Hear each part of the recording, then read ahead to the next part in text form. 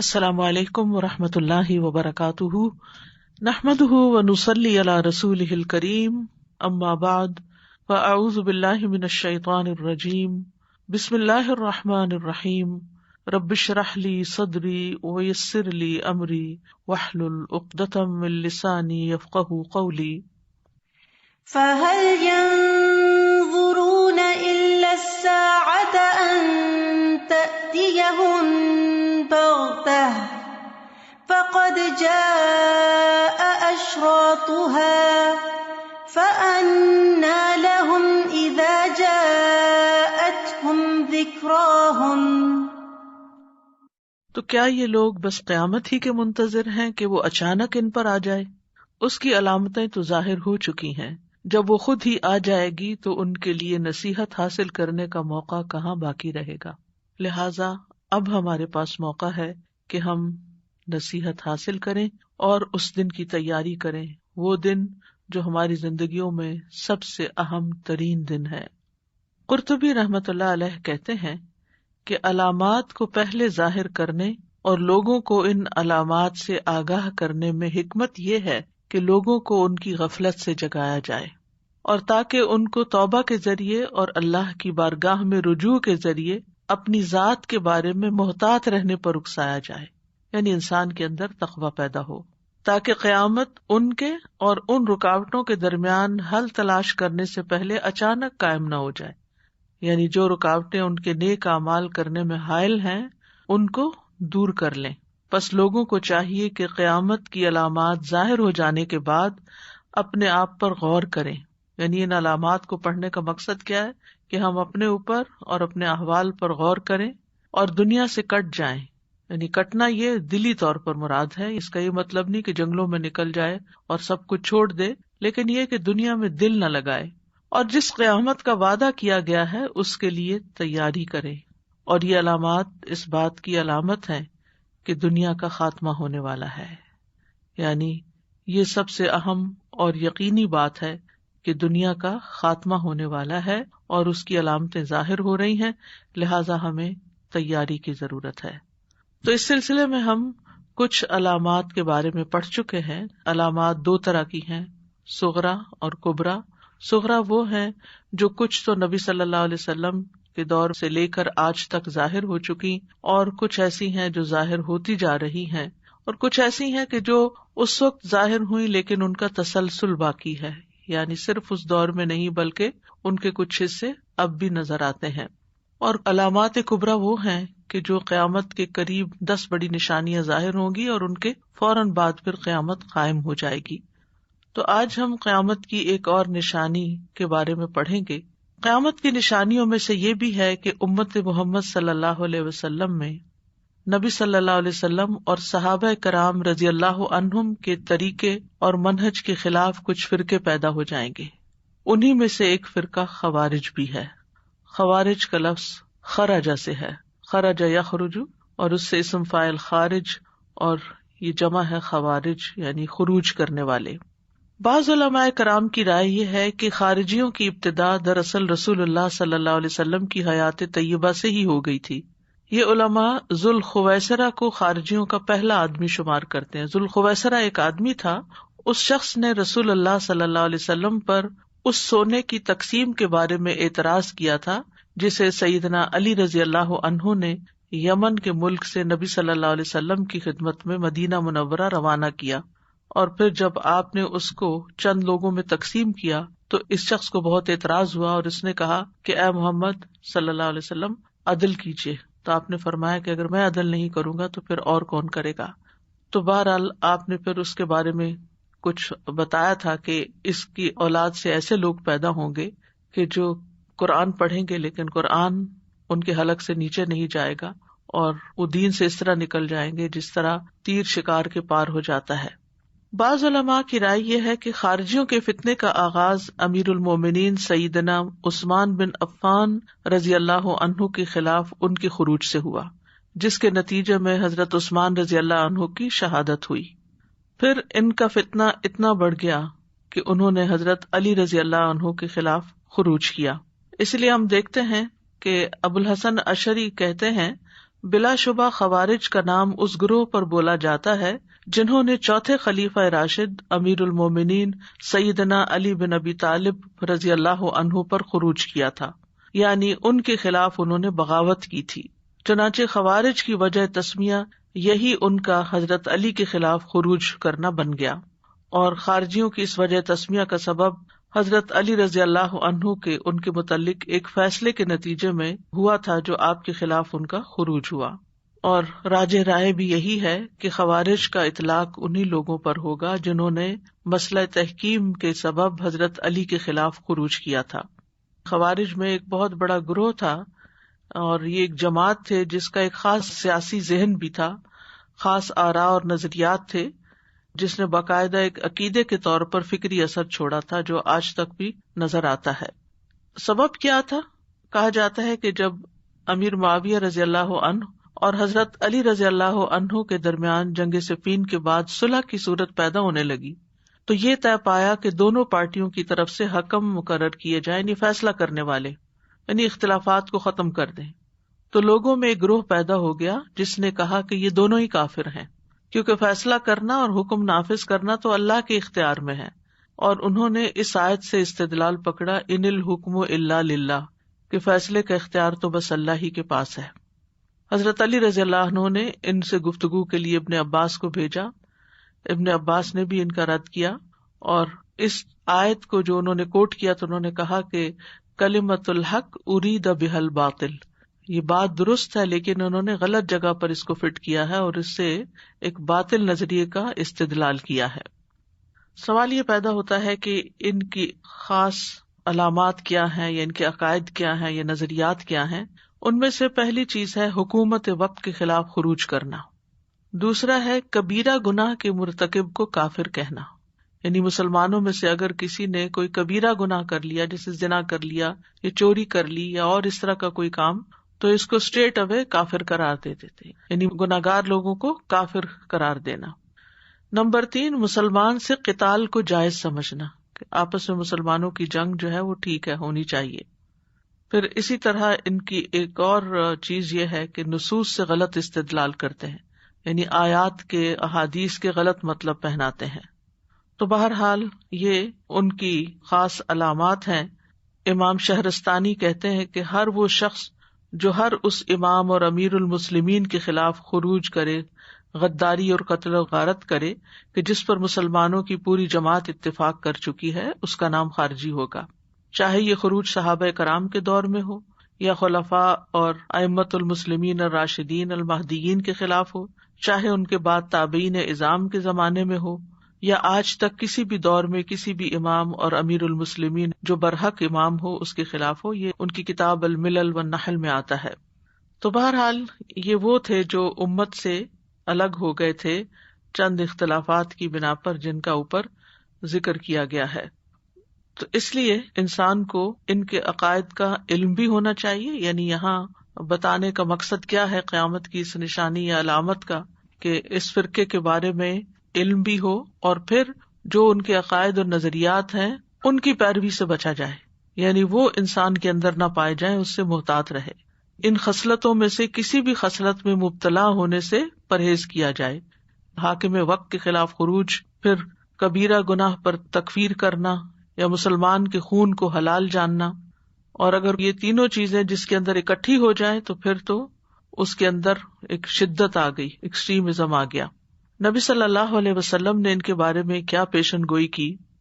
ابو سعید خدری رضی اللہ عنہ سے روایت ہے، صحیح بخاری کی روایت ہے، وہ کہتے ہیں کہ میں نے رسول اللہ صلی اللہ علیہ وسلم سے سنا، آپ نے فرمایا تم میں ایک ایسی قوم پیدا ہوگی کہ تم اپنی نماز کو ان کی نماز کے مقابلے میں حقیر خیال کرو گے، یعنی بڑی لمبی لمبی نمازیں پڑھیں گے۔ تم اپنے روزے ان کے روزوں کے مقابلے میں اور اپنے اعمال ان کے اعمال کے مقابلے میں معمولی سمجھو گے۔ وہ قرآن مجید کی تلاوت کریں گے لیکن قرآن ان کے حلق سے نیچے نہیں اترے گا، یعنی مخارج کا خوب خیال رکھیں گے، حروف کی صفات وغیرہ کا بہت خوبصورت انداز سے پڑھیں گے، لیکن یہ کہ وہ قرآن ان کے دل پر نہیں اترے گا۔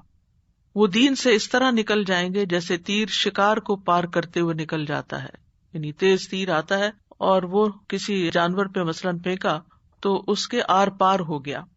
شکاری اس کے پیکان کو دیکھتا ہے تو اس میں کچھ نہیں دیکھتا، یعنی کوئی خون وغیرہ نہیں لگا ہوتا. وہ تیر کی لکڑی پہ نظر کرتا ہے تو وہاں بھی کچھ نہیں ہوتا. وہ تیر کے پر کو دیکھتا ہے تو کوئی چیز دکھائی نہیں دیتی. اس کے سر فار یعنی چٹکی میں شک کرتا ہے کہ شاید اس میں کوئی چیز ہو. تو بہرحال یہ ان کی علامات ہیں کہ بظاہر دیکھنے میں بہت دیندار، بہت مذہبی، لیکن عقائد غلط، سوچ غلط، شدت پسندی، ایکسٹریمزم. اسی طرح صحیح بخاری کی ایک اور روایت میں ہے، حضرت علی رضی اللہ عنہ سے روایت ہے، وہ کہتے ہیں کہ میں نے نبی صلی اللہ علیہ وسلم سے سنا، آپ نے فرمایا آخر زمانے میں ایسے نوجوان ہوں گے. اب یہ دیکھیے کہ یہ لوگ نکلے تو حضرت علی رضی اللہ عنہ کے دور میں ہے، یا اگر تھوڑا سا پیچھے لے جائیں تو حضرت عثمان کے دور میں، لیکن آپ صلی اللہ علیہ وسلم نے اس کو قیامت کی نشانیوں میں سے بھی ایک طرح سے بتایا. آخری زمانے کی نشانیوں میں ایسے نوجوان ہوں گے جو کم عقل ہوں گے. یہ لوگ سب سے بہترین ہستی کے قول کا حوالہ دیں گے، یعنی بات کرتے ہوئے قرآن و حدیث سے دلیل دیں گے، لیکن وہ اسلام سے اس طرح نکل جائیں گے جیسے تیر شکار کو پار کر کے نکل جاتا ہے. ان کا ایمان ان کے حلق سے نیچے نہیں اترے گا، یعنی ان کے اندر کوئی روح نہیں ہوگی، کوئی روحانیت نہیں ہوگی، وہ چیزیں دل پر نہیں اتری ہوگی، بس صرف زبانی کلامی، بحث مباحثہ. فرمایا تم جہاں بھی انہیں پاؤ وہیں قتل کر دو، ان کو قتل کرنے کا قیامت کے دن اجر ملے گا. اس کا یہ مطلب نہیں کہ ہر شخص اٹھے اور کسی کے اندر ایسی کوئی صفات پائے اور اس کو وہیں بیٹھے قتل کر دے، یہ مطلب نہیں ہے. یہ کسی کو بھی قتل کرنے یا نہ کرنے کی ذمہ داری حکومت وقت کے پاس ہوتی ہے، عوام کے پاس نہیں ہوتی. پھر اسی طرح سنن نبی داؤد میں ایک روایت آتی ہے کہ بہترین گفتگو کرنے والے ہوں گے مگر عمل سے خالی ہوں گے. رسول اللہ صلی اللہ علیہ وسلم نے فرمایا میری امت میں باہمی اختلاف اور گروہ بندی ہوگی. ایک جماعت ہوگی جو گفتگو تو بہت اچھی کرے گی اور اعمال برے کرے گی، یعنی قول اور فعل میں تضاد ہوگا. وہ قرآن پڑھیں گے اس طرح کہ قرآن ان کی ہنسلی کی ہڈی سے نیچے نہیں اترے گا، یعنی دل پہ نہیں جائے گا، ان کے عمل کا حصہ نہیں بنے گا، ان کی عادتیں نہیں بدلیں گی، اخلاق نہیں بدلیں گے، معاملات اور رویے نہیں بدلیں گے. تلاوت قرآن کا کوئی اثر ان کی ذات پر نظر نہیں آئے گا.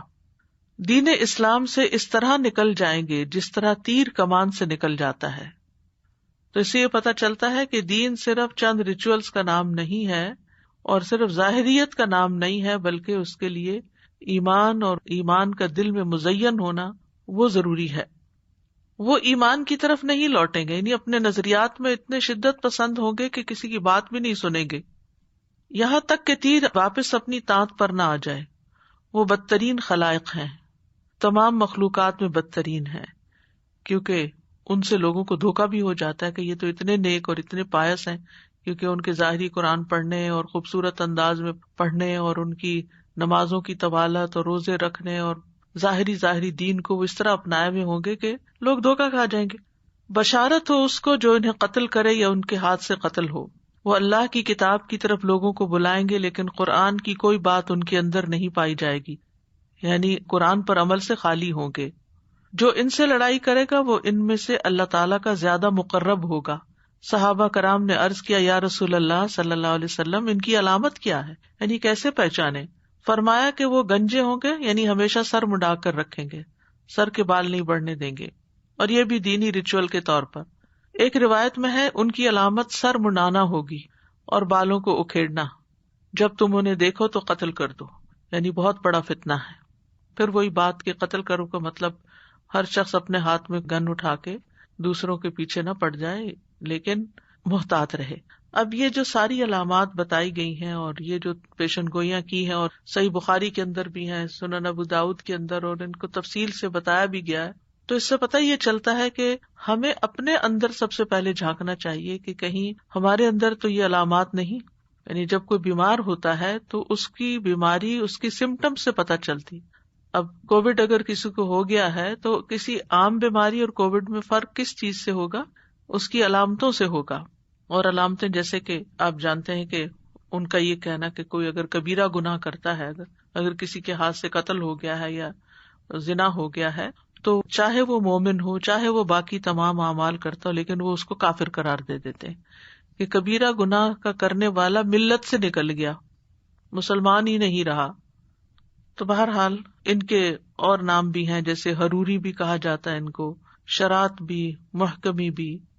اور قادیہ کا لقب بھی ان کو دیا جاتا ہے. تو اس کی وجوہات بھی بتائی جاتی ہیں کہ یہ نام ان کو کیوں دیے گئے. لیکن سب سے بڑی بات یہ ہے کہ ہمیں اس پہچان سے دراصل اپنے آپ کو محفوظ کرنا ہے کہ یہ چیزیں ہمارے اندر نہ پیدا ہو جائیں. اور سب سے بڑی بات یہ کہ جیسے نبی صلی اللہ علیہ وسلم نے پیشن گوئی کر دی تھی اس شخص کے بارے میں کہ اس کی اولاد میں سے ہوں گے، تو ہو سکتا ہے ابتدا جن لوگوں نے کی وہ اسی کی نسل میں سے ہوں. ذوالخویسرہ جس کو کہا جاتا ہے، جس نے نبی صلی اللہ علیہ وسلم کی تقسیم پر عدم اطمینان کا اظہار کیا تھا. کوئی شخص اللہ کے رسول صلی اللہ علیہ وسلم پر شک کرے تو یہ ایمان کے بھی منافی ہے، ادب کے بھی منافی ہے. ہم اللہ اور اس کے رسول کے خلاف کوئی برا گمان نہیں کر سکتے. اگر کوئی ایسا کرتا ہے تو اس کا ایمان خطرے میں ہے. تو آپ نے فرمایا تھا کہ تم میرے اوپر اعتبار نہیں کرتے، حالانکہ اس اللہ نے مجھ پر اعتبار کیا، اور اللہ رب العزت کی وحی جو آسمان پر ہے میرے پاس صبح و شام آئی ہے. یعنی جس پر اللہ تعالیٰ اعتبار کرتا ہے اس پر تم اعتبار نہیں کرتے. راوی کہتے ہیں کہ ایک شخص جس کی آنکھیں دھنسی ہوئی تھی، دونوں رخسار ابھرے ہوئے تھے، پیشانی بھی ابھری ہوئی تھی، داڑھی گھنی تھی، سر منڈا ہوا تھا، تہمد اٹھائے ہوئے تھا، کھڑا ہوا اور کہنے لگا یا رسول اللہ، اللہ سے ڈریں. آپ نے فرمایا افسوس تجھ پر، کیا میں روئے زمین پر اللہ سے ڈرنے کا سب سے زیادہ مستحق نہیں ہوں؟ راوی کہتے ہیں کہ پھر وہ شخص چلا گیا. خالد بن ولید نے عرض کیا اللہ کے رسول، میں کیوں نہ اس شخص کی گردن مار دوں؟ نبی صلی اللہ علیہ وسلم نے فرمایا نہیں، شاید وہ نماز پڑھتا ہو. اس پر خالد بن ولید نے عرض کیا بہت سے نماز پڑھنے والے ایسے ہوتے ہیں جو زبان سے اسلام کا دعویٰ کرتے ہیں جبکہ اسلام ان کے دل میں نہیں ہوتا. تو نبی صلی اللہ علیہ وسلم نے فرمایا مجھے اس بات کا حکم اللہ کی طرف سے نہیں دیا گیا کہ میں لوگوں کے دلوں کی کھوج لگاؤں، اور نہ مجھے اس کا حکم ہوا کہ میں ان کے پیٹ چاک کروں. راوی کہتے ہیں پھر آپ نے اس منافق کی طرف دیکھا تو وہ پیٹ پھیر کر جا رہا تھا. آپ نے فرمایا اس کی نسل سے ایسی قوم نکلے گی جو کتاب اللہ کی تلاوت بڑی خوش الحانی کے ساتھ کرے گی، لیکن قرآن ان کے حلق سے نیچے نہیں اترے گا. دین سے وہ لوگ اس طرح نکل جائیں گے جیسے تیر جانور کے جسم سے پار نکل جاتا ہے. اور راوی کہتے ہیں میرا یقینی گمان ہے کہ نبی صلی اللہ علیہ وسلم نے یہ بھی فرمایا تھا کہ اگر میں نے ان کا دور پا لیا، یعنی جب یہ کثرت سے ہوں گے، تو بالکل قوم سمود کی طرح انہیں قتل کر ڈالوں گا. لیکن چونکہ ابھی وہ ایک ہی علامت ظاہر ہوئی تھی تو اس لیے آپ نے مزید اور بات نہیں فرمائی. تو بہرحال یہ شخص پہلا خارجی تھا جس نے نبی صلی اللہ علیہ وسلم پر الزام تراشی کی، اور پھر اس کے بعد آپ نے اس کے بارے میں جو پیشن گوئی کی وہ پوری ہوئی، اور یہ ایک طرح سے پہلا فرقہ تھا جو مسلمانوں کے اندر ظاہر ہوا اور بہت سے فسادات کا اور مسلمانوں کی آپس کی جنگوں کا سبب بنا اور مسلمانوں کے اندر سے امن و امان ختم کرنے کا. فَهَلْ يَنظُرُونَ إِلَّا السَّاعَةَ أَن تَأْتِيَهُم بَغْتَةً فَقَدْ جَاءَ أَشْرَاطُهَا فَأَنَّىٰ لَهُمْ إِذَا جَاءَتْهُمْ ذِكْرَاهُمْ. نیکسٹ نشانی ہے نمبر 7، ارض حجاز میں آگ کا ظہور. حجاز کی زمین سے آگ کا نکلنا، یہ قیامت کی نشانیوں میں سے ایک نشانی آپ نے بتائی، آپ نے اس کی پریڈکشن کی، اور ہم دیکھتے ہیں کہ اس کی تفصیل کیا ہے. صحیح بخاری میں حدیث ہے، ابو ہریرہ رضی اللہ عنہ سے روایت ہے کہ رسول اللہ صلی اللہ علیہ وسلم نے فرمایا قیامت قائم نہ ہوگی یہاں تک کہ سرزمین حجاز سے ایک آگ نکلے جو بصرہ شہر کے اونٹوں کی گردنوں کو روشن کر دے، یعنی جس کی روشنی دور دور تک جائے گی. حجاز جو ہے یہ مکہ مدینہ کا علاقہ کہلاتا ہے. امام نووی رحمۃ اللہ علیہ نے اس حدیث کی شرح میں تحریر فرمایا کہ یہ آگ ہمارے زمانے میں 654 ہجری میں مدینہ کے اندر ظاہر ہوئی. یہ آگ اس قدر بڑی تھی کہ مدینہ کے مشرقی جانب سے لے کر ہرہ کی پہاڑیوں تک پھیلی ہوئی تھی، یعنی ایک بڑے علاقے کو اس نے لپیٹ میں لیا ہوا تھا. اس آگ کا حال ملک شام اور تمام شہروں میں تواتر کے طریقے پر معلوم ہوا، اور ہم سے اس شخص نے بیان کیا جو اس وقت مدینہ میں موجود تھا. یعنی مدینہ میں جس شخص نے آگ دیکھی اس نے امام نووی کو بتایا، اور پھر اس کے علاوہ بھی مختلف علاقوں سے جن جن لوگوں نے دیکھی انہوں نے بھی اس کا ذکر کیا، روایات بیان کی. یہ صحیح مسلم کی شرح ہے امام نووی کی، اس میں انہوں نے یہ بات ذکر کی ہے. اسی طرح علامہ جلال الدین سیوطی رحمۃ اللہ علیہ نے فرمایا کہ 3 جمادی الاخرہ 654 ہجری کو 654 ہجری مدینہ منورہ میں ناگہاں ایک گڑگڑاہٹ کی آواز سنائی دی گئی، پھر نہایت ہی زوردار زلزلہ آیا جس کے جھٹکے تھوڑے تھوڑے وقفے کے بعد 2 دن تک محسوس کیے جاتے رہے، یعنی آفٹر شاکس جو تھے وہ 2 دن اور کنٹینیو رہے۔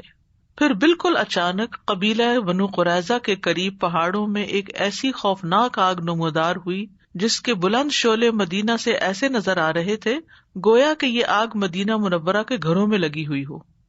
پھر یہ آگ بہتے ہوئے نالوں کی طرح سیلاب کی مانند پھیلنے لگی، جیسے لاوا ہوتا ہے نا، یعنی پگھلی ہوئی آگ ہوتی ہے اور جو بستیوں کی بستیاں پھر تباہ کر دیتا ہے، تو اسی طرح یہ سیلاب کی طرح وہ آگ زمین پر بھی پھیلنے لگی، اور ایسا محسوس ہونے لگا کہ پہاڑیاں آگ بن کر بہتی چلی جا رہی ہیں، اور پھر اس کے شعلے اس قدر بلند ہوئے کہ آگ کا ایک پہاڑ نظر آنے لگا، دونوں طرح، یعنی رائٹ لیفٹ بھی پھیلی اور پھر اونچائی کی طرف بھی پھیلی، یعنی ہاریزونٹلی بھی اور ورٹیکلی بھی۔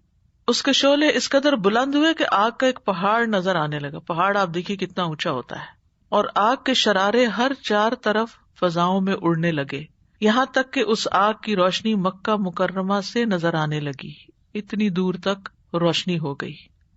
اور بہت سے لوگوں نے شہر بصرہ میں رات کو اسی آگ کی روشنی میں اونٹوں کی گردنوں کو دیکھ لیا، یعنی جس کی آپ نے پیشن گوئی کی تھی، تو آپ کی بات سچ ہو گئی، اور آپ کی یعنی وفات سے کئی 100 سال بعد یہ واقعہ پیش آیا اور ارض حجاز میں ہی پیش آیا۔ اہل مدینہ آگ کے اس ہولناک منظر سے لرزہ براندام ہو گئے، دہشت اور گھبراہٹ کے عالم میں توبہ اور استغفار کرتے ہوئے آپ صلی اللہ علیہ وسلم کے روضہ اقدس کے پاس پناہ لینے کے لیے جمع ہوئے۔ 1 ماہ سے زائد عرصے تک یہ آگ جلتی رہی اور پھر خود بخود رفتہ رفتہ اسی طرح بجھ گئی، یعنی خود سے خود بجھ، کیونکہ ظاہر آگ کو بجھانے کا کوئی انتظام بھی ایسا نہیں تھا، نہ لوگ اس کے لیے پریپیئرڈ تھے اور نہ ہی وہ لوگوں کے بجھائے بجھ سکتی تھی، یہاں تک کہ اس کا کوئی نشان باقی نہ رہا، یعنی ساری آگ بجھ گئی۔ ابھی بھی آپ اگر جہاز کے ذریعے مدینہ منورہ کے ایئرپورٹ پہ لینڈ کریں تو راستے میں آپ کو ایک وسیع علاقہ نظر آتا ہے جو بالکل سیاہ ہے، جلا ہوا سا۔ تو یہاں ہم دیکھتے ہیں کہ یہ نشانی نبی صلی اللہ علیہ وسلم کے دور کے بعد ہوئی اور چھوٹی نشانیوں میں سے ہے اور پوری ہو گئی، تاریخ اس پر گواہ ہے۔ فَهَلْ يَنظُرُونَ إِلَّا السَّاعَةَ أَن تَأْتِيَهُم بَغْتَةً فَقَدْ جَاءَ أَشْرَاطُهَا فَأَنَّىٰ لَهُمْ إِذَا جَاءَتْهُمْ ذِكْرَاهُمْ۔ آپس کی ایک عظیم جنگ کے بارے میں نبی صلی اللہ علیہ وسلم نے پیشن گوئی کی، اور یہ بھی قیامت کی علامات میں سے بتایا گیا۔ قال رسول اللہ صلی اللہ علیہ وسلم لا تقوم الساعة حتى تقتتل فئتان عظیمتان وتكون بينهما مقتلة عظیمة ودعواهما واحدة۔ صحیح مسلم کی روایت ہے، رسول اللہ صلی اللہ علیہ وسلم نے فرمایا، قیامت اس وقت تک قائم نہ ہوگی جب تک 2 بڑی جماعتیں باہم سخت لڑائی نہ کریں، ان دونوں جماعتوں کے درمیان بڑی خونریز لڑائی ہوگی، حالانکہ دونوں کا دعویٰ ایک ہی ہوگا۔ یہاں 2 گروہوں سے مراد کون ہے؟ حضرت علی رضی اللہ عنہ اور ان کے ساتھی، اور معاویہ رضی اللہ عنہ اور ان کے ساتھی۔ یہ مسلمانوں ہی کے 2 گروہ تھے، بعض اختلافات کی بنا پر ان کے درمیان جنگ ہوئی اور ان کا نام مسلمانوں کے 2 گروہ رکھا گیا۔ تو آپ کا فرمان ہے وَدَعْوَاهُمَا وَاحِدَةٌ، یعنی دونوں کا دعویٰ ایک ہی ہوگا، یعنی ان کا دین ایک ہی ہوگا، دونوں مسلمان ہی ہوں گے، دونوں اسلام ہی کا دعویٰ کرتے ہوں گے، اور دونوں اس بات کا دعویٰ بھی کہ وہ حق پر ہیں۔ تو اب اگر مسلمانوں کے درمیان لڑائی ہو تو ظاہر ہے کہ ایک گروہ حق پر ہوگا اور دوسرا اجتہادی طور پر یہ سمجھتا ہوگا کہ ہم درست فیصلہ کر رہے ہیں، باقی ان کا حساب کتاب اللہ کے ذمہ ہے۔ لیکن یہ کہ آپ نے اس کے بارے میں پیشن گوئی کی، اور یہ جو بات ہے دعواہما واحدۃ، ان کا دعویٰ ایک ہی ہوگا، اس میں خوارج اور ان کے پیروکاروں کی اس عقیدے کا رد پایا جاتا ہے۔ وہ کہتے تھے یہ دونوں ہی گروہ کافر ہیں، یعنی جب جنگ ختم ہوئی اور دونوں گروہوں کا آپس میں یعنی اختلاف ختم کرنے کے لیے جو حکم قائم کرنے کی بات ہوئی تو انہوں نے کہا کہ اللہ کے سوا کسی اور کو حکم کیوں بناتے ہیں، لہذا دونوں ہی کافر، نعوذ باللہ۔ وہ حضرت علی اور ان کے فالوورز کو اور حضرت امیر معاویہ رضی اللہ عنہ اور ان کے فالوورز کو دونوں کو کافر کہتے تھے۔ لیکن حدیث کیا کہتی ہے؟ دونوں کا دعویٰ ایک ہی ہوگا، یعنی دونوں دین ہی کا نام لے کر جنگ کر رہے ہوں گے، دونوں دین پر ہی ہوں گے۔ تو اس سے یہ بات بھی پتہ چلتی ہے کہ بعض اوقات دو متقی نیک پرہیزگار لوگ جو ہیں ان کے درمیان اختلاف ہو سکتا ہے، اور وہ اختلاف کسی بڑے فتنے فساد کی صورت میں بھی ڈھل سکتا ہے، لیکن بہرحال اللہ تعالیٰ ہی معاملات کو بہتر جانتا ہے. اللہ تعالیٰ نے ہمارے ذمے یہ بات نہیں رکھی کہ ہم فیصلہ کریں یا ہم اس معاملے میں اپنی آراء دیں. اس جنگ کے علاوہ آپ صلی اللہ علیہ وسلم نے ترکوں سے جنگ کے بارے میں بھی پیشن گوئی کی تھی. عن ابی ہریرہ رضی اللہ عنہ قال قال رسول اللہ صلی اللہ علیہ وسلم لا تقوم الساعة حتى تقاتل الترک صغار الاعین حمر الوجوہ ذلف الانوف کأن وجوہہم المجان المطرقۃ ولا تقوم الساعة حتى تقاتلوا قوما نعالهم الشعر. صحیح بخاری.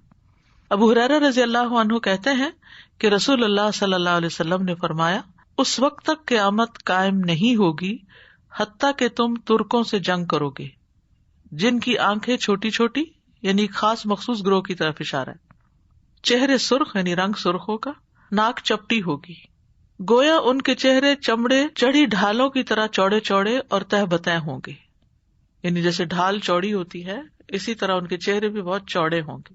اور قیامت اس وقت تک قائم نہیں ہوگی یہاں تک کہ ایسے لوگوں سے جنگ کرو گے جن کے جوتے بالوں کے ہوں گے. یعنی ایک نشانی آپ نے یہ بھی بتائی کہ تم لوگوں کی جنگ ایسی قوم سے ہوگی کہ جو بالوں کے بنے ہوئے جوتے پہنیں گے. تو علماء نے اس پر غور و فکر کیا اور کہا کہ ان لوگوں سے مراد وہ تاتاری منگول ہیں جنہوں نے 656 ہجری بمطابق 1258 عیسوی میں متعدد اسلامی ممالک میں تباہی پھیلا دی تھی اور بے شمار لوگوں کو خاک و خون میں تڑپا دیا تھا. بالآخر اللہ تعالیٰ کی حکمت اور اللہ تعالیٰ کی رحمت سے یہ لوگ اسلام قبول کر کے ملت اسلامیہ کا حصہ بن گئے تھے، یعنی بعد میں مسلمان بھی ہو گئے تھے. لیکن آپ کی یہ پیشن گوئی پوری ہوئی کہ ایسی شکل والے لوگوں سے تمہاری جنگ ہوگی، اور وہ جنگ ہوئی. فَهَلْ يَنظُرُونَ إِلَّا السَّاعَةَ أَن تَأْتِيَهُم بَغْتَةً فَقَدْ جَاءَ أَشْرَاطُهَا فَأَنَّىٰ لَهُمْ إِذَا جَاءَتْهُمْ ذِكْرَاهُمْ. 10ویں علامت ہے اسلامی ریاست کی توسیع، زمین کے مشرق و مغرب میں اسلام کا چرچا ہونا. مسند احمد کی روایت ہے ان ثوبان قال قال رسول اللہ صلی اللہ علیہ وسلم ان اللہ او ان ربی زوالی الارض مشارقها ومغاربها وان امتی سیبلغ ملکها ما زوی لی منها واعطیت الکنزین الاحمر والابیض. ثوبان رضی اللہ عنہ سے مروی ہے، وہ کہتے ہیں کہ رسول اللہ صلی اللہ علیہ وسلم نے فرمایا بے شک میرے رب نے میرے لیے ساری زمین کو سمیٹ دیا، یعنی میری آنکھوں کے سامنے کر دیا، چنانچہ میں نے اس کے مشرق اور اس کے مغرب کو دیکھ لیا. یعنی فزیکلی تو آپ خود ان سب جگہوں پر نہیں گئے تھے، لیکن وہ آپ کے سامنے لا کر رکھ دیا گیا، آپ کو نظارہ کروا دیا گیا. اور فرمایا بلا شبہ میری امت کی حکومت وہاں تک پہنچ کر رہے گی، یعنی یہاں تک امتی پہنچ جائیں گے جہاں تک کا علاقہ مجھے سمیٹ کر دکھایا گیا، اور مجھے 2 سرخ اور سفید خزانے دیے گئے ہیں. علماء کہتے ہیں کہ اموی دور میں یہ نشانی پوری ہو چکی ہے. تو بہرحال ان اللہ زوالی الارض، اللہ تعالیٰ زمین کو اور نبی صلی اللہ علیہ وسلم کے سامنے سکیٹ دیا، پھر آپ نے اس کا مشاہدہ کیا اور پھر دیکھا کہ آپ کی امت کی بادشاہت کہاں تک پہنچے گی. تو بنی امیہ کے زمانے میں مشرق و مغرب تک فتوحات حاصل ہوئیں، یہاں تک کہ عقبہ بن نافع وہاں تک پہنچ گیا جہاں تک بحر اطلس یعنی اٹلانٹک اوشن جو ہے پھیلا ہوا ہے. بعض لشکر مشرق کی طرف بھی بھیجے گئے، وہ چین، سندھ اور ہند تک پہنچ گئے تھے، اور اسلامی ممالک کا خطہ ارضیہ وسیع ہو گیا. لوگ اس دین میں داخل ہونے لگے، اور اس کے ساتھ ہی وہ خبر درست ہو گئی جو صادق المصدوق ہستی صلوات اللہ وسلامہ علیہ وبرکاتہ علیہ نے خبر دی ہمیں. اور یہی صورتحال بنو عباس کے عہد خلافت میں بھی رہی. ہارون الرشید کے بارے میں کہا جاتا ہے کہ بغداد کے اوپر سے ایک بادل گزرا تو وہ کہنے لگے اے بادل جہاں مرضی جا کر بارش برسا، بالآخر تمہاری پیداوار مجھ تک ہی پہنچے گی. یعنی اتنی وسیع سلطنت تھی. انہوں نے ایسا اس لیے کہا کیونکہ وہ بادل بغداد سے آگے چلا گیا، بغداد پہ نہیں برسا، ان کا دارالخلافہ جو تھا اس پہ بارش نہیں برسی، لیکن انہوں نے کہا ٹھیک ہے یہاں نہیں برستے، جہاں چاہو برسو، لیکن فائدہ ہم ہی کو پہنچے گا. وَأُعْطِيتُ الْكَنْزَيْنِ جو لفظ آتے ہیں حدیث میں کہ مجھے 2 خزانے دیے گئے. علماء کہتے ہیں کہ ان 2 خزانوں سے مراد سونا اور چاندی ہے، سرخ سونا اور سفید چاندی. مراد ہیں کسرا اور کیسر کے خزانے جو عراق اور شام کے ممالک میں تھے، جو آپ کی امت کو مل گئے. امام نووی نے شرح مسلم میں یہ بات بیان کی ہے. فَهَلْ يَنظُرُونَ إِلَّا السَّاعَةَ أَن تَأْتِيَهُم بَغْتَةً فَقَدْ جَاءَ أَشْرَاطُهَا فَأَنَّىٰ لَهُمْ إِذَا جَاءَتْهُمْ ذِكْرَاهُمْ.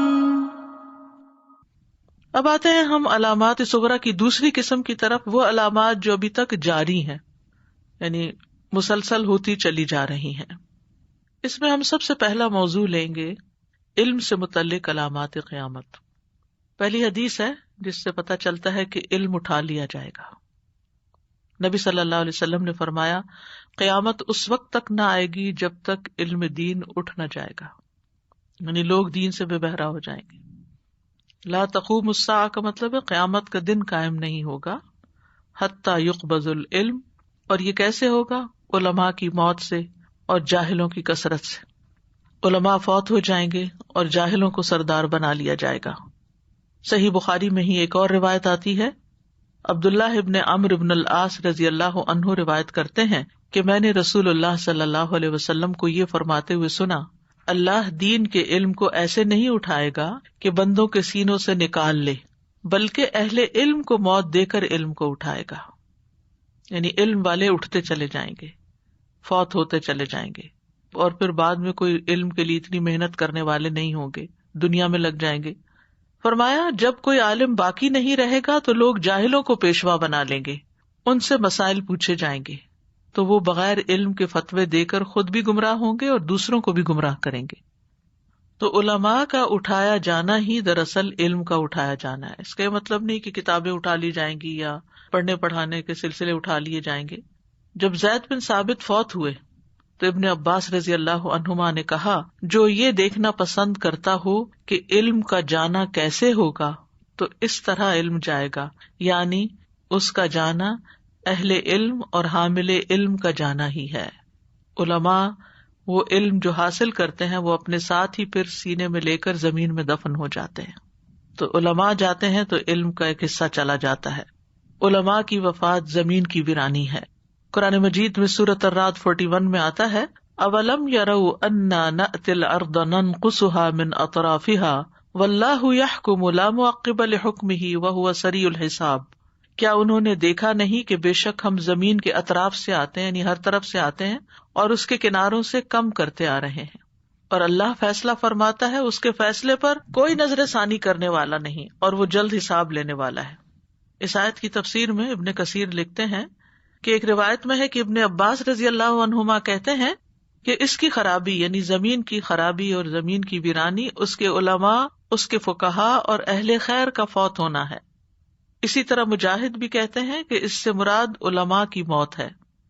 علماء کے ساتھ علم دفن ہو جاتا ہے. مستدرک حاکم میں عمار بن ابی عمار کی روایت ہے، وہ کہتے ہیں جب زید بن ثابت فوت ہوئے تو ہم ایک محل کے سائے میں عبداللہ بن عباس کے ساتھ بیٹھے ہوئے تھے، تو انہوں نے کہا کہ علم ختم ہو گیا ہے. آج جو ہستی دفن ہوئی ہے تو بہت بڑا علم دفن ہو گیا ہے. یعنی عالم صرف خود نہیں جاتا بلکہ اس کے ساتھ علم بھی دفن ہو جاتا ہے. اسی طرح یہ بھی کہا جاتا ہے کہ زمین کی زندگی علماء سے ہے. قال الشاعر الارض تحیا اذا ما عاش عالمها حتى يمت عالم منها يمت طرف. زمین اس وقت تک زندہ و شاداب رہتی ہے جب تک اس کا عالم زندہ رہے. جب عالم کا انتقال ہو جائے تو زمین کا ایک حصہ بھی ساتھ ہی مر جاتا ہے اور مرجھا جاتا ہے. یعنی خاص طور پر جہاں وہ عالم رہتا ہے اور اس سے سیکھنے والے رہتے ہیں، جب عالم ہی نہیں رہتا تو لوگ کس کے پاس سیکھنے کے لیے جائیں گے؟ ایک طرح سے اس پہ مردنی چھا جاتی ہے یا وہ ویران سی ہو جاتی ہے. علماء نہ ہو تو لوگوں کا حال بدتر ہو جاتا ہے، ویرانی ہو جاتی ہے.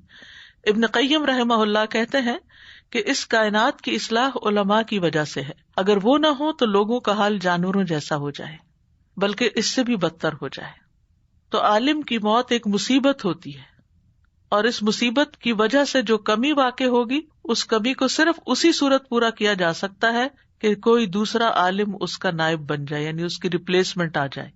اگر کوئی ریپلیسمنٹ آ جاتی ہے تو وہ سلسلہ جاری رہتا ہے، ورنہ عمارتیں بھی ویران ہو جاتی ہیں اور علم والے بھی بکھر جاتے ہیں اور جگہوں پہ مردنی چھا جاتی ہے. اسی طرح یہ بھی کہا گیا ہے کہ علماء کی موت سب سے بڑی مصیبت ہے. بے شک علماء کی موت بہت سی خیر و برکت اور بھلائیوں کی موت ہے. ان کا زندہ رہنا غنیمت ہے، ان کا فوت ہو جانا مصیبت ہے، کیونکہ علماء نور ہیں جن کے علم سے روشنی حاصل کی جاتی ہے. علماء کا فوت ہونا خطرناک شر ہے. علماء کی موت سے علم کم ہو جاتا ہے، جہالت بڑھ جاتی ہے. علماء کا فوت ہو جانا لوگوں کی گمراہی کا اور لوگوں کے حق سے دور ہونے کا سبب بن جاتا ہے. ان کی موت ایسا شگاف ہے جسے پر نہیں کیا جا سکتا. دین میں ایک طرح سے ایسا ہول ہو جاتا ہے کہ جس کو پر کرنا مشکل ہو جاتا ہے. حسن بصری کہتے ہیں عالم کی موت اسلام کی عمارت میں ایسا شگاف ہے جسے کوئی چیز پر نہیں کر سکتی، خواہ کتنے ہی شب و روز گزر جائیں. یعنی ہر ایک کا اپنا ایک مقام ہوتا ہے، جب وہ اپنے مقام سے ہٹتا ہے تو وہ جگہ خالی ہو جاتی ہے. علماء کی موت لوگوں کی تباہی کا سبب ہے. بلال بن خباب ابو علا کہتے ہیں میں نے سعید بن جبیر سے پوچھا، تابعی ہیں، کہ قیامت کی علامت اور لوگوں کی تباہی کی علامت کیا ہے؟ تو انہوں نے کہا جب ان کے علماء فوت ہو جائیں. ظاہر ہے جب کوئی سکھانے والا نہیں رہے گا تو لوگ جہالت میں غلط فیصلے کریں گے اور اپنی دنیا کا بھی نقصان کریں گے اور آخرت کا بھی نقصان کریں گے. اسی لیے عبداللہ بن مسعود کہتے ہیں کہ علم کو لازم پکڑو اس سے پہلے کہ علم قبض کر لیا جائے، یعنی لے لو علماء سے، اور اس کا قبض کیا جانا اہل علم کا دنیا سے جانا ہے. عمر بن عبد العزیز رحمہ اللہ نے ابو بکر بن حزم کو لکھا، دیکھو جو رسول اللہ کی احادیث ہیں صلی اللہ علیہ وسلم انہیں لکھ لو، اس لیے کہ علم مٹ جانے اور علماء کے ختم ہونے کا اندیشہ ہے. اس سلسلے میں صرف نبی صلی اللہ علیہ وسلم کی ہی احادیث قبول کرنا. علماء کو چاہیے کہ وہ علم کو پھیلائیں اور علمی مجالس کا اہتمام کریں تاکہ جاہل بھی جان لیں، اس لیے کہ علم چھپانے سے ہی ضائع ہو جاتا ہے. یعنی اگر علم کو پھیلایا نہ جائے، عام نہ کیا جائے، اور آج کل تو الحمدللہ ہر شخص کے پاس مواقع میسر ہیں کہ وہ اس کے پھیلانے میں کچھ نہ کچھ حصہ لے سکتا ہے. اگر خود پڑھا نہیں سکتا، سکھا نہیں سکتا، تو جو علماء نے پڑھایا اور سکھایا ہے اگر وہ کتابوں کی شکل میں محفوظ ہے یا پھر وہ لیکچرز کی شکل میں، آڈیو ویڈیو کی شکل میں محفوظ ہے، تو اس سے لوگوں کو زیادہ سے زیادہ روشناس کرایا جائے. کیونکہ سوشل میڈیا کو آپ دیکھیں یا انٹرنیٹ کی دنیا کو دیکھیں تو اتنا کچھ ہے، ڈسٹریکشن اتنی زیادہ ہیں کہ اگر لوگوں کو بار بار آپ کچھ لنک بھیج کے، کوئی ٹائٹل ٹاپک بھیج کے یاد دہانی نہ کرائیں تو ان کے اوپر پہلے ہی اتنی الغار ہوتی ہے کہ ان کے پاس وقت نہیں ہوتا کہ وہ خود کسی ویب سائٹ کے اندر جا کے مختلف ٹاپکس کو تلاش کر کے پھر اس میں سے کچھ سنیں. تو اس لیے اگر آپ مختلف فائدہ مند لیکچرز کی چھوٹی سی ڈسکرپشن لکھ کر لوگوں کے ساتھ شیئر کرتے رہیں، 100 لوگوں کے ساتھ بھی شیئر کریں گے، ہو سکتا ہے کہ 100 نہ سنیں، 5 سن لیں، 10 سن لیں، لیکن اس علم کے عام کرنے میں آپ کا بھی حصہ پڑ جائے گا. ورنہ یہ ہے کہ علم ضائع ہو جاتا ہے جب وہ چھپ جاتا ہے. اسی طرح علم کے ضائع ہونے کی ایک اور شکل ہے. زیاد بن لبید رضی اللہ عنہ سے مروی ہے، مسند احمد کی حدیث ہے یہ. وہ کہتے ہیں کہ نبی صلی اللہ علیہ وسلم نے کسی چیز کا تذکرہ کیا اور فرمایا کہ یہ علم ضائع ہونے کے وقت ہوگا. ہم نے عرض کیا یا رسول اللہ، ہم خود بھی قرآن پڑھتے ہیں اور اپنے بچوں کو بھی پڑھاتے ہیں، پھر وہ اپنے بچوں کو پڑھاتے ہیں، اور یہ سلسلہ یوں ہی قیامت کے دن تک چلتا رہے گا، تو علم ضائع کیسے ہو گیا؟ یعنی ہم پڑھائیں گے، پھر اگلی نسل پڑھائے گی، پھر اس کے بعد چین چلتی جائے گی. نبی صلی اللہ علیہ وسلم نے فرمایا، اے ابن ام لبید، تیری ماں تجھے گم کر کے روئے؟ میں تو سمجھتا تھا کہ تم مدینہ کے بہت سمجھدار آدمی ہو. کیا یہ یہود و نصارہ تورات اور انجیل نہیں پڑھتے؟ دراصل یہ لوگ اس میں موجود تعلیمات سے معمولی سا بھی فائدہ نہیں اٹھاتے. تو علم کا ضائع ہونا کیا ہے؟ اس پر عمل نہ کرنا، کیونکہ علم راسخ ہوتا ہے عمل کرنے سے. مثلاً آپ قرآن مجید حفظ کرتے جا رہے ہیں لیکن نہ آپ اسے نماز میں پڑھتے ہیں، نہ آپ اس کو اپنے نوافل میں پڑھتے ہیں، اس کو کہیں بھی استعمال نہیں کرتے، نہ آگے آپ کسی کو سکھاتے ہیں، تو وہ کب تک آپ کے سینے میں اسٹے کرے گا؟ وہ بھول جائیں گے آپ. اسی طرح اگر آپ کو صرف حفظ ہے اور آپ مطلب ہی نہیں سمجھتے کہ کیا بات آپ نے یاد کی ہوئی، نتیجتاً آپ اس پر عمل ہی نہیں کر پاتے، تو یہ بھی علم کا ضائع ہونا ہے. یعنی لا ينتفعون مما فیہما بشیء، یعنی اس طرح وہ پڑھتے ہیں کہ اس میں کسی بھی چیز پر عمل نہیں کرتے. تو جو شخص علم پر عمل نہیں کرتا اس کی مثال قرآن مجید میں گدھے سے دی گئی ہے. مثل الذین حملوا التوراۃ ثم لم يحملوها کمثل الحمار يحمل اسفارا. ان لوگوں کی مثال جنہیں تورات دی گئی پھر انہوں نے اس کو اٹھایا نہیں، یعنی اس پر عمل نہیں کیا. کمثل الحمار، گدھے کی طرح ہے ان کی مثال.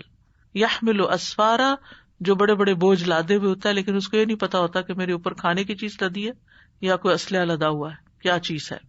تو وہ اس سے اپنی ذات کے لیے کوئی فائدہ نہیں اٹھاتا. تو انسان کو اسی وقت علم سے فائدہ ہوتا ہے جب وہ اس کو عمل میں لے آتا ہے. کیا چیز ہمیں علم کے اوپر عمل کرنے سے روکتی ہے؟ بہت بڑی چیز دنیا کی محبت ہے، اور اس میں پھر بہت ساری چیزیں آ جاتی ہیں. یہ زیادہ دنیا حاصل کرنے کی فکر، قناعت کا نہ ہونا، یعنی علم حاصل کرنے کے باوجود دنیا کی طرف رجحان زیادہ ہونا، علم کے مقابلے میں مال کو سمیٹنے کی ضرورت ہو یا نہ ہو، مال کو سمیٹنے کی خواہش اور تمنا کا زیادہ ہونا. اور آج کے دور میں ہم دیکھتے ہیں کہ لوگ ایک حد سے زیادہ علم حاصل کرنے کو، عالم کے درجے تک پہنچنے کو اور اس کو اپنی زندگی کا اوڑھنا بچھونا بنانے کو وقت کا ضیاع سمجھتے ہیں کہ ہمیں کیا کرنا ہے اتنا زیادہ حاصل کر کے، اور اسی وقت میں اگر ہم دنیا کے لیے کچھ کریں گے تو ہمیں کچھ مال و دولت حاصل ہو جائے گا جس سے ہماری زندگی آسان ہو جائے گی. تو دنیا کے معاملات کو وہ خوب جانتے ہوتے ہیں لیکن آخرت کے معاملے میں جاہل ہوتے ہیں کہ اس علم کے سیکھنے اور سکھانے کے آخرت میں کتنے فوائد ہیں. تو جب انسان دنیا کمانے کے پیچھے چل پڑتا ہے اور دن رات اسی کو اوڑھنا پچھونا بنا لیتا ہے تو وہ علم اور علماء کی مجالس سے محروم ہو جاتا ہے. اور جب وہ ان مجالس کو چھوڑ دیتا ہے تو پھر علم جو حاصل کیا ہوتا ہے وہ بھی بھولنے لگتا ہے. اور جب علم بھولنے لگتا ہے، عمل کے وقت یاد ہی نہیں آتا، تو پھر اس کا پڑھا اور نہ پڑھا ہونا برابر ہو جاتا ہے. اسی لیے بہت سے لوگ کورس کر لیتے ہیں، کورس کے دوران ان کے خیالات، ان کے اعمال کچھ تبدیل ہوتے ہیں، کچھ رویے، کچھ پرائرٹیز تبدیل ہوتی، لیکن پھر جب وہ علم کی مجلسوں سے کٹ جاتے ہیں اور بالکل بھی کوئی تعلق نہیں رکھتے تو آہستہ آہستہ آہستہ آہستہ دنیا کا رنگ چڑھنا شروع ہوتا ہے اور پھر وہ پوری طرح دنیا میں ڈوب جاتے ہیں اور علم سے دور ہو جاتے ہیں. ابو ہریرہ رضی اللہ عنہ کہتے ہیں کہ نبی صلی اللہ علیہ وسلم نے فرمایا، یتقارب الزمان وینقص العلم.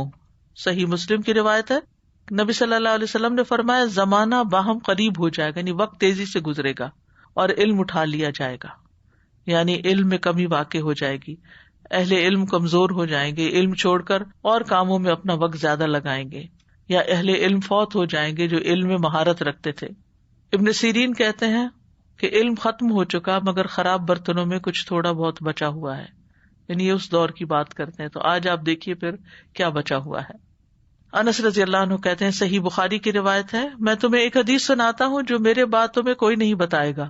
میں نے رسول اللہ صلی اللہ علیہ وسلم کو فرماتے ہوئے سنا، قیامت کی نشانیوں میں سے ہے کہ علم دین کم ہو جائے گا اور جہالت غالب ہو جائے گی، یعنی لوگ اسلام کی بنیادی احکام سے بھی لا علم ہوں گے. اور آج ہم دیکھتے ہیں کہ کس طرح لوگوں کو نماز کی بنیادی شرائط جو ہیں، یعنی طہارت، قبلہ رو ہونا، قیام کرنا نماز میں، اس کے علاوہ جو دیگر شرائط ہیں، سطر کا ڈھانپنا، ان کے بارے میں لوگ بہت تساہل کا شکار ہیں، سہل پسند ہے. جیسا تیسا وضو کر لیا، پورے طرح اعضاء گیلے ہوئے کہ نہیں کوئی فرق نہیں پڑتا، جس چاہے دوپٹے میں نماز پڑھ لی، پاؤں ٹخنے ننگے ہیں، ٹائٹ کپڑے پہنے ہوئے ہیں، کیونکہ ٹائٹ کپڑے جو جسم کے ساتھ چپکے ہوئے ہیں وہ تو ننگے ہیں، وہ سطر کے تقاضے پورے نہیں کرتے، اس میں نماز نہیں ہوتی. لیکن عام طور پر لوگ اس کا لحاظ ہی نہیں رکھتے کیونکہ نہ علم ہے، اور اگر ہے بھی تو سنا سنایا جس کے اوپر یقین نہیں ہے، لہٰذا وہ عمل میں کچھ نہیں. تو لوگ اسلام کے بنیادی احکام سے بھی جاہل ہو جائیں گے. رسول اللہ صلی اللہ علیہ وسلم نے فرمایا، یدرس الاسلام کما یدرس وشی الثوب، کپڑے کے بیل بوٹوں کی طرح اسلام مٹتا جائے گا. یعنی جیسے کڑھائی والے کپڑے ہوتے ہیں نا، بار بار دھوئیں ان کو تو ان کے دھاگے ادھڑ جاتے ہیں اور ان کے رنگ فیڈ ہو جاتے ہیں اور پھول ختم ہو جاتے ہیں. حتیٰ کہ یہ بھی معلوم نہ ہوگا کہ نماز، روزہ، قربانی اور صدقہ کسے کہتے ہیں. اس حد تک جہالت ہو جائے گی کہ ان ٹرم سے بھی لوگ واقف نہیں رہیں گے. اور ایسا آج کے دور میں بھی نظر آتا ہے کہ بہت سے لوگ جو نان مسلم کنٹریز کی طرف مائگریٹ کیے تو پہلی جنریشن اپنے آپ کو اسٹیبل کرنے میں، سیٹل کرنے میں مصروف رہی، علم کا سیکھنا سکھانا نہیں رہا یا بچوں کی طرف توجہ نہیں رہی، تو ان کے نام ہی صرف مسلمانوں والے باقی رہ گئے، باقی تو ان کو شاید کلمہ بھی نہیں آتا. تو ایسے بہت ساری مثالیں ہمارے سامنے موجود ہیں کہ لوگ اسلام کے بنیادی جو فرائض ہیں جیسے 5 پلرز آف اسلام ہے یا ایمان ہے ان سے بھی نہ واقف ہے. تفصیلات تو معلوم ہی نہیں ہے بہت سو کو جن کو وہ یاد بھی ہیں. تو ایک رات میں اللہ عز و جل کی کتاب کو مٹا دیا جائے گا، یعنی قیامت کے بالکل قریب، اور زمین میں ایک آیت بھی باقی نہ رہے گی، ہر جگہ سے ہی ختم ہو جائے گا. لوگوں میں سے جو بوڑھے مرد اور بوڑھی عورتیں بچیں گی وہ کہیں گے ہم نے اپنے آباء و اجداد کو یہ کلمہ لا الہ الا اللہ کہتے سنا اور اب ہم بھی کہہ رہے ہیں.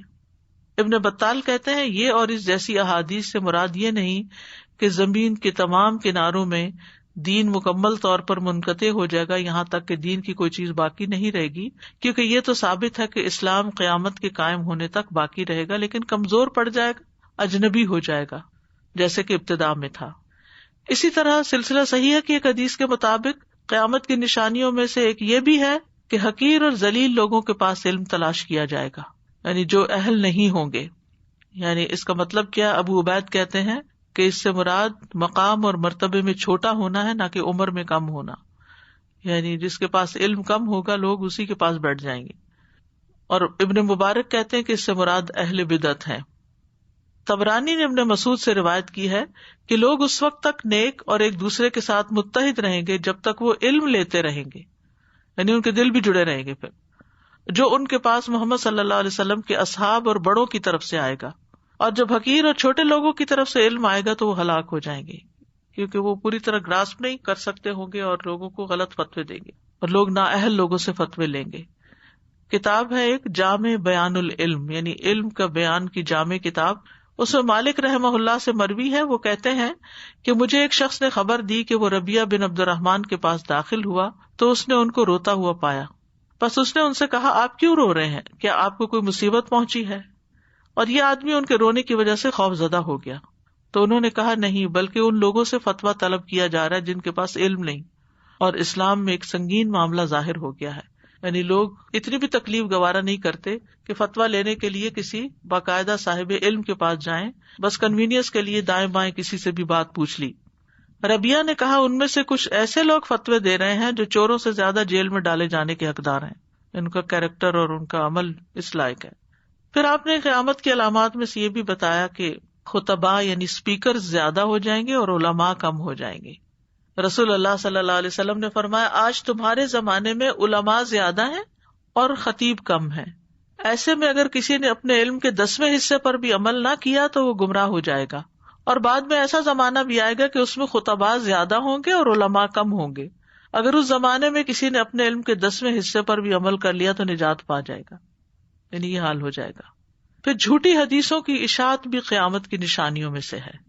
رسول اللہ صلی اللہ علیہ وسلم نے فرمایا آخر زمانہ میں جھوٹے دجال لوگ ہوں گے، وہ تمہارے پاس ایسی احادیث لائیں گے جن کو نہ تم نے نہ تمہارے آباء و اجداد نے سنا ہوگا. تم ایسے لوگوں سے بچ کے رہنا کہیں وہ تمہیں گمراہ اور فتنے میں مبتلا نہ کر دیں. تو اس لیے ہر سنی سنائی بات کو حدیث مت سمجھیں اور آگے فارورڈ نہ کریں جب تک تحقیق نہ ہو جائے. پھر اسی طرح بدعت کی کثرت ہو جائے گی. نبی صلی اللہ علیہ وسلم نے فرمایا جو تم میں سے میرے بعد زندہ رہے گا تو عنقریب بہت زیادہ اختلافات دیکھے گا، بس تم پر لازم ہے کہ تم میری سنت اور خلفائے راشدین میں جو ہدایت یافتہ ہیں ان کی سنت کو پکڑے رہو اور اسے ڈاڑھوں سے مضبوط پکڑ کر رکھو، اور دین میں نئے امور نکالنے سے بچتے رہو کیونکہ ہر نئی چیز بدعت ہے اور ہر بدعت گمراہی ہے. اسی طرح علم ہی کے بیان میں قلم کا ظہور ہوگا، یہ بھی قیامت کی نشانیوں میں سے ہے. نبی صلی اللہ علیہ وسلم نے فرمایا، سلسلہ صحیحہ کی حدیث ہے، قیامت سے پہلے مخصوص لوگوں کو سلام کیا جائے گا، تجارت عام ہو جائے گی، حتیٰ کہ بیوی تجارتی امور میں اپنے خاوند کی مدد کرے گی. اب کثرت سے لڑکیاں وہ سبجیکٹس پڑھ رہی ہیں جو تجارت سے متعلق ہیں اور پھر باقاعدہ شیئر رکھتی ہیں اپنے ہسبینڈ کے ساتھ جو بھی ان کے مالی معاملات میں مدد کرتی ہیں یا دیگر معاملات میں. نیز قطع رحمی، جھوٹی گواہی، سچی شہادت کو چھپانا اور علم قلم کا چرچا ہوگا، یعنی لکھی ہوئی کتابیں بہت زیادہ ہو جائیں گی، یعنی خواندگی عام ہو جائے گی، بہت سے لوگ لکھ پڑھ جائیں گے اور پھر بہت کچھ لکھا جائے گا، یعنی کتابت ظاہر ہو جائے گی. نبی صلی اللہ علیہ وسلم کے زمانے میں تو گنے چنے لوگ ہی لکھنا جانتے تھے، لیکن بعد کے زمانوں میں آپ نے فرمایا کہ یہ بھی عام ہو جائے گا. اور اب تو قلم سے بھی آگے کمپیوٹرز اور زبان سے بول کے جو لکھوانے کا طریقہ ہے، یعنی الیکٹرانک آلات کے ذریعے بہت کچھ لکھایا جا رہا ہے اور اس علم کو محفوظ بھی کیا جا رہا ہے.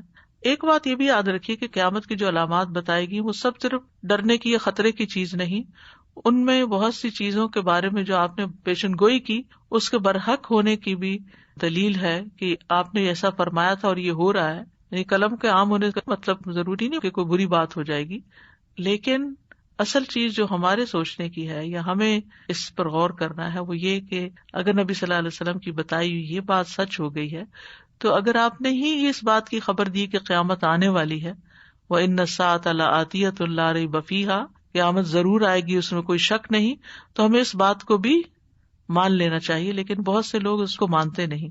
یعنی جس نبی کی پیشن گوئیاں سچ ثابت ہو رہی ہیں اسی کی زبان سے نکلا ہوا قیامت کے آنے کا یہ وقوع کا جو حکم ہے وہ بھی سچا ہے. اور اس سلسلے کی آخری حدیث یہ ہے جس میں پتہ چلتا ہے کہ دنیاوی علم ظاہر ہو جائے گا. رسول اللہ صلی اللہ علیہ وسلم نے فرمایا یہ چیز علامات قیامت میں سے ہے کہ مال پھیل جائے گا، جہالت عام ہو جائے گی، فتنے ابھر پڑیں گے، تجارت عام ہو جائے گی. اب آپ دیکھیں کتنی عام ہے، صرف مارکیٹ پلیس تک نہیں، بازار میں نہیں، بلکہ گھر بیٹھے آپ کمپیوٹر پہ تجارت کرتے رہیں، لین دین کرتے رہیں، خرید و فروخت کرتے رہیں. اور علم عام ہوگا، یعنی پڑھائی لکھائی عام ہو جائے گی، بہت لوگ اس میں لگ جائیں گے. اور یظہر العلم جو ہے، جو حدیث کے لفظ ہیں، اس میں علم سے مراد شرعی علم نہیں بلکہ دنیاوی علوم مراد ہیں، کیونکہ قیامت کے قریب شرعی علوم تو کم ہی ہو جائیں گے لیکن دوسرے علوم جو ہیں وہ زیادہ ہو جائیں گے، لوگ اس کی طرف دوڑ پڑیں گے. تو اللہ تعالیٰ سے دعا ہے کہ اللہ تعالیٰ ہمیں ان نشانیوں سے وہ سبق سکھائے اور اس کے مطابق ہمارا عمل تبدیل ہو جو اللہ تعالیٰ کو ہم سے مطلوب ہے. اللہ تعالیٰ ہم سب کی حفاظت فرمائے اور ایمان کی حالت میں ہمارا خاتمہ ہو اور اللہ کی محبت میں ہم اللہ کے سامنے پیش ہوں. وآخر دعوانا ان الحمد للہ رب العالمین. سبحانک اللہم وبحمدک، اشہد ان لا الہ الا انت، استغفرک واتوب الیک. السلام علیکم ورحمۃ اللہ وبرکاتہ.